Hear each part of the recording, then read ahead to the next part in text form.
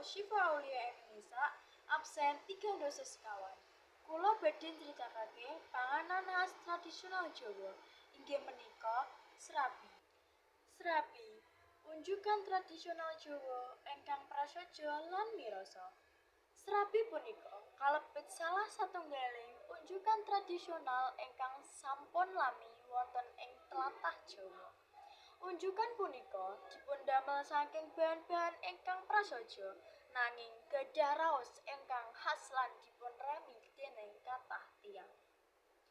Adonan srabi limrahipun dipundamel saking campuran glepung beras, santen lan sarem sekedhik. Kangge nambahi raos manis, kadhangkala dipuntambahi gula pasir sekedhik. Cara masakipun ugi unik. Adonan dipunwuntahaken wonten ing wajan alit, dipunpanasi wonten ing nginggilipun geni alit.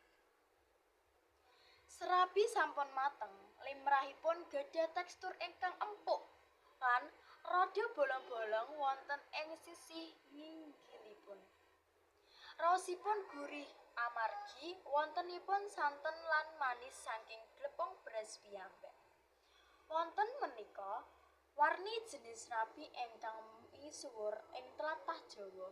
Ingkang paling umum inggih punika srabi polos ingkang namung gadhah raos gurih lan manis. Prasaja.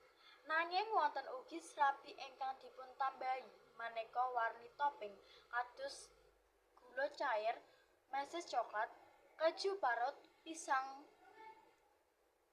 Srabi ingkang dipun siram kinca menika gadhah raos manis legit ingkang khas lan dados favoritipun kathah tiyang.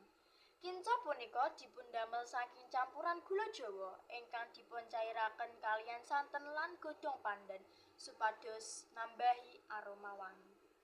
Serabi limrahipun dipunsajikaken nalika tasih anget saengga raosipun langkung mirasa. Unjukan punika asring wonten ing pasar-pasar tradisional, warung utawi dipandesa bakul ingkang gendong pikulanipun.